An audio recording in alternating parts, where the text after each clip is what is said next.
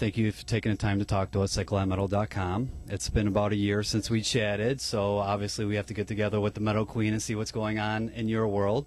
So the first question I have for you is, why did you decide to come back to North America after a short year, in between tours here? Yeah, actually, it was a great surprise to us, but so many promoters said they would like to have us back, and then we added on some more cities.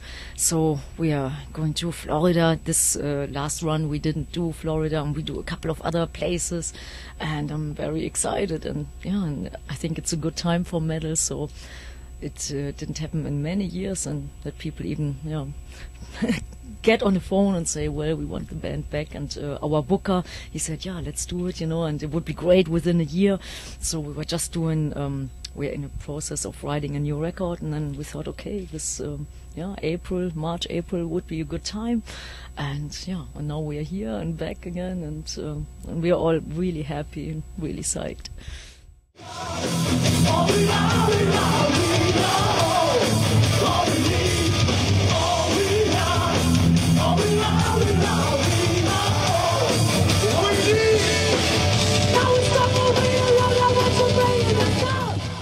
December 13th, 2008, which actually happens to be my birthday.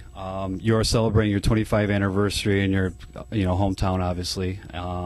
What can we expect from that show? Oh, we want to make it like the biggest event of the year, like, the ultimate rock show with many guests and all the people who inspired us, like all the people we toured with.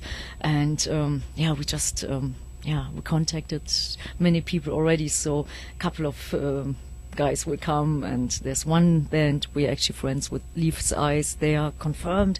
Then there's a big metal market where you can find all kinds of stuff, like metal stuff and all, and and some really big surprise guests. And we want to even top the 20-year anniversary, which I thought was one of our best concerts ever, and it was 3.5 hours long. So we tried to top it, and the venue is beautiful. It's in Düsseldorf, and it's the ISS Dome, and it's twice as big as the Philipshalle where we did the 20-year anniversary, and it holds about 15,000. So, we have to fill it, but I think people from all over the world, they will come. And I heard a couple of American fans, they are already they booked their flights, and and Spain, Russia, all over. I think it will be an international guest list and international fan base. Everybody will come, and we definitely want to do it great. I'm in the middle of building something. It's the Warlock, and we're just we found great people who are doing it. So this guy will eventually be on stage, and it's about 8 months to plan and to build it. And then I contacted my old band members, the Warlock guys, so maybe they will, hop on stage again, and some other great guests. And we definitely want to do, one of the best shows ever, and to celebrate the 25th anniversary. Yeah. Does it feel like 25 years? No, man. It feels like I just started. I feel I'm still on the Megadeth tour, which was our first US and Canadian tour in 87, 88. And it flew by, and it was so great, so exciting. Many ups and downs, but it's great. And now it's a great time for metal again. Like we said last year, it really feels good, and So we were just talking, actually this is a question we kind of skimmed around last year, and you just talked about working on a new record. So when can we expect a new release from you? I guess, towards the end of this year, maybe December, maybe January, February, and but we're working on it. When this tour ends, then we go back to the studio, and I think there are already some really great songs. I know the fans will love it, and and we want to do some collaborations. That always takes time, but I think it will be special, and so check it out, maybe December, January. So where's the studio? I know you work all over the world, so where are you going to be primarily working on the record? Oh, I guess a little bit in New York, a little bit in Hamburg, a little bit in Switzerland, and a little bit close to my hometown. It's called Bochum, and it's a real metal town, and yeah, I guess all over the world.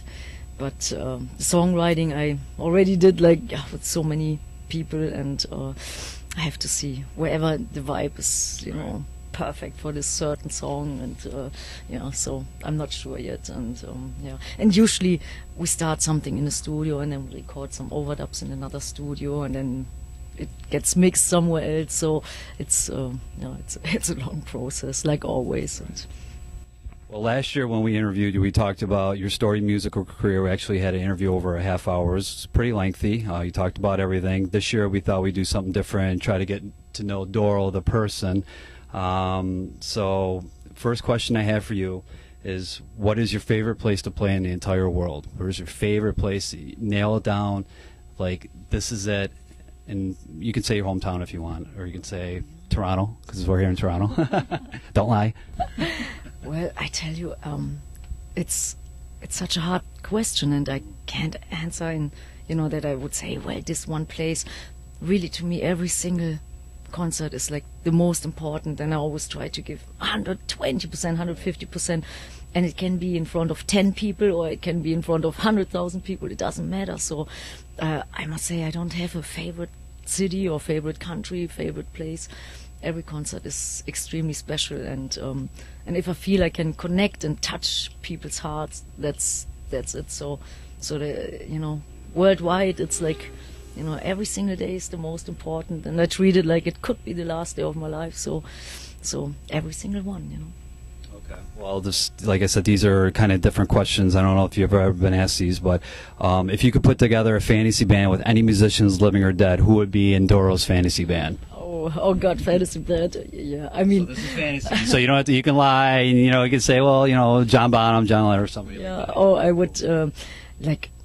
A drummer I used to really love, and he's unfortunately not alive anymore, but he played on the Triumph and Agony album, Cozy Powell on drums. And on bass I have a couple of people, you know, Gene Simmons and Lemmy. And on guitar, Randy Rhoads I loved so much, and there's some great players out there, God.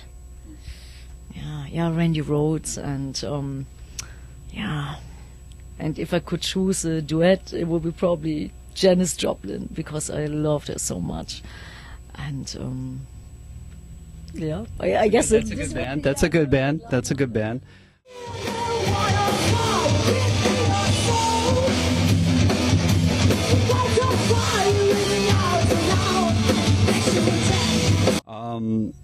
What is on Doro's top 5 albums of all time? What are your nail it down top 5 albums? Yeah, Kill 'Em All by Metallica, Highway to Hell from AC/DC, Kiss Alive 2, and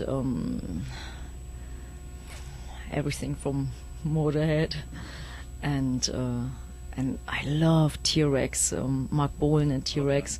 There's one best of which I think has all the hits and all the best songs. And that's already it, right? That's 5, yeah. Well, if all the Motorhead albums would take you probably to 15, but Rammstein, yeah. Rammstein, yeah, the first album, Herzeleid, I love, and yeah, and I think that's one of my favorite bands. Your hometown, you got to mention Germany in there. That's why, right? You have to put the Germany boys in there. No, not because of that. You know, I feel more. I'm a world citizen, and but I think they have such a unique thing going. I respect and love them so much. And well, in traveling all over the world, what is the strangest food you've ever tried? Oh, it was in Russia, and actually I didn't even try it, but to look at it, it was pretty heavy. It was like horse eyes, and I thought, man, it's. I guess it's a delicacy, and I couldn't even look at it, and you know, and I passed on that, and yeah. But there's so many other ugly things out there, and so that's kind of nasty. I didn't expect that one. I didn't expect a frog's legs or something. Oh yeah, all kinds of stuff. I could never eat it, and I wouldn't even try it, yeah, because I love animals, and that's no. Do you have any phobias? Actually, not really. I don't like spiders. I guess like all girls, they have a thing with spiders. It's like, ooh. You can say Johnny D if you want. No, I love him. No, I think no particular thing, but yeah, spiders is not. It's not. Yeah, I'm a little bit afraid of them. I don't know why, but. Well, this is a question. This is kind of going into the next question I have. Your album's obviously fantastic artwork. It's kind of portraying you as a more of a, this queen of metal, this wizard, this warlock type of superhero. So if you were actually a superhero, which one would you be? Like, what superpower would you have? Oh, I think I would be an angel. Yeah, yeah, like a guardian angel, and yeah, saving people from stupid things and yeah. We talked about this last year. My favorite album and favorite artwork is this album right here that I brought, and everybody can see this. This is a Triumph and Agony album from Warlock. Obviously, look at the artwork. Wow, it's you got this. That's very special. That's they were just a limited editions, not and yep. And like I said, this is my favorite album. So, what album has your favorite artwork? Oh, yeah, this is definitely one of my favorites, and yeah, oh, yeah, they're great. They're great album covers. I love like the paintings, and yeah, I like this other painter, Louis Rojo from Spain, and everything he does I love. So there's some. Yeah, I don't even know the bands, but every time I see a cover what he did, I have to get it. And oh God, yeah. Brings back memories, this album, right? Yes. And actually, Jeffrey Gillespie, he's just in the middle of painting a new artwork for the new record. And when I left to do rehearsal, then it was already done. And he said, "Yeah, you want to see it?" And I said, "Oh yes, but I'm leaving tomorrow, so I have to wait till I come back to Europe, and then I will see it, and I'm very excited about it, and I hope it's good." But I'm like, everything he does I love, but he never lets me see, like, usually some people say, you can see something every step on the way. No, he just lets me see the stuff when it's done, and then Okay, so what, besides this album, because this is your own, pick somebody else's that you find the artwork is be fantastic, because obviously, CD packages is not like it used to be. The albums were what people used to buy albums. It was more because even the artwork more than the music. So when you walked into a record store when you were a kid, you're like, oh my God, look at the album. One artwork which was actually, it was very simple, but I love the Black Album by Metallica. And and I remember when I first saw like all the posters, just the black posters, everyone said, "Oh, what's that?" But I think it was so effective, and I was a graphic artist before, and like I was taught like my the guy who taught me said, "Oh, the simple stuff is always the best," and I think the Black Album from Metallica I loved. Even there was not much to see, but like the idea, I think it was great, and yeah, I think this one was definitely one of my favorites, and and I love black, Right. color black. Obviously. We talked about this a little earlier. You've been doing shows for almost 25 years, obviously. On December 13th will be your commemorative 25-year anniversary. What one show, and I know you say you give every show 120%, what one show stands out of your whole career that like is the most memorable, like something that happened at the show, like somebody jumped on stage, or maybe a band that joined you, or somebody that you totally unexpected, like didn't that happened that you wouldn't expect to happen? What one show? There's definitely one show which sticks out, and it was one of the most important shows we ever did because it opened up so many doors that we could get our first worldwide release, and it's definitely the Monsters of Rock Festival in Castle Donington, England, 1986. 86, yeah, and it was a great lineup. It was Ozzy Osbourne headliner, Scorpions, Def Leppard, Motorhead, Bon Jovi, and Warlock, and wow, it was unbelievable. And we went on first, but the fans loved it, and then the press and the record company people, everybody thought it was really, really, really good. So that was the reason why we are here now, and we got our first worldwide release, and then we could tour with like great bands like Judas Priest and Dio, and so the Monsters of Rock Festival did it, and it was very, very important to do good in England, because England was, back in the day, that was like the country which had like all the power, and they made all the decisions, you know, and and then it was a real door opener, and we did good, and the fans that were so behind us. I remember seeing 20,000 people, Yeah. which that was like mind blowing in itself. I remember seeing you on stage on a video with Kiss in 1988. That's why I was saying 88, and that was the same place, Castleton, Donington, right? No, it was in Germany, and it was 2 times in Germany, and I just announced Kiss, because I was such a big Kiss fan, and then people called me and said, "Hey, you want to announce your favorite band?" And I said, "Yeah," you know, and then I said, "Yeah, Kiss is playing Monster." Yeah, It was the Monsters of Rock in Germany. yeah. Yeah. Unfortunately, they don't exist anymore, and but back in the day, that was like the biggest thing. It's the Download Festival now, I think is what it's called, something similar. It's what they have in England. That's like a huge festival there. So what do you want to say in closing thoughts to our glam metal readers, to your fans in Toronto and your fans all over the world? Do you have anything you want to say? Oh man, I'm so glad that we are back, and you know, I want to thank everybody for, you know, for these great years of support and love, and that they were always behind us, and you know, and I love the fans more than anything in this world, and I will always, you know, give my best, and I'm excited to be here again, and you know, and I'm looking forward to the show, and yeah, and the last time it was so great, so we want to try to top it today, and you know, and thank you so much to everyone. Well, thank you for taking the time. We appreciate it. And check out glammetal.com, and Doro Pesch, the Metal Queen herself, will be on there. Thank you.